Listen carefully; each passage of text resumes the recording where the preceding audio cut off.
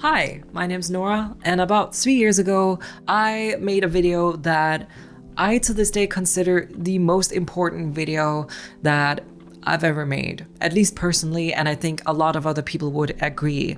But one thing that we were certain of is that it was the most terrifying thing that I've likely ever done. Because in that video, I came out to the channel, I came out to you guys as a transgender woman.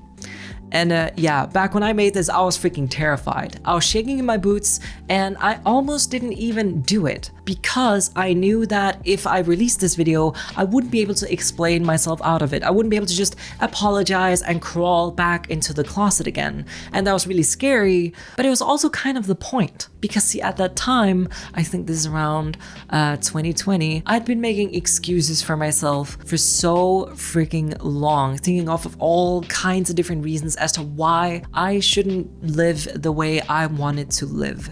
And I basically gave myself this video to make as an ultimatum. And as a video where I knew if I released it, I would be pushed into pursuing my happiness and hopefully transitioning.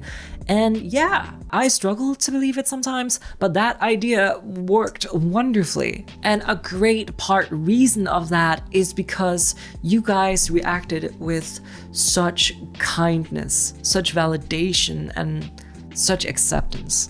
And trust me, as someone who expected to literally be like semi-cancelled for coming out as trans, like I expected to maybe lose everything. Yeah, as someone who just expected the worst, thank you. I've said thank you many times, but I'll say it again because it genuinely changed my life. And it helped me get some of that initial confidence to not only socially transition, but also to start on my medicine and to eventually come out to my parents, which was a big hurdle that I didn't even know if I would ever get done. And now, 3 years later, a lot of things have happened. And honestly, a lot of those things have felt very, very painful, very, very difficult.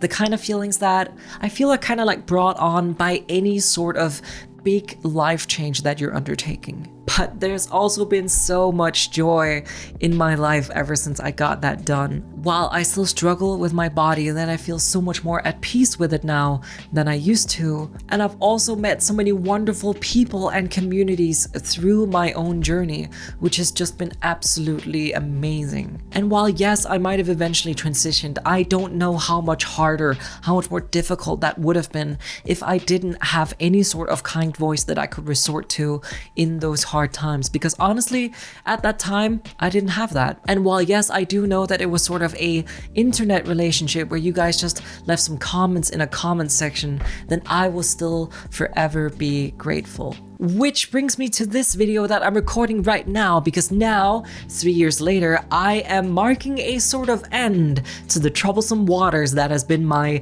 initial transition. Which is silly, of course, because transitions go like a lot of years beyond that, and there's a lot of stuff that goes far into the future in terms of transition. Then I'm doing it regardless because first of all, I've reached my 3-year mark of my medical transition, meaning my second puberty is almost effectively over, and second of all, because of this. Oh, Jesus Christ. Okay, I think we're good. But yeah, I'm doing it secondly because barely a week ago, I got the paperwork done and this is it. I wrote to the Danish state, asked them to check my eligibility, and I was allowed to change my name officially, and I was allowed to change my gender officially. As far as the law, as far as the government is concerned, my name is now Nora, and I am a woman.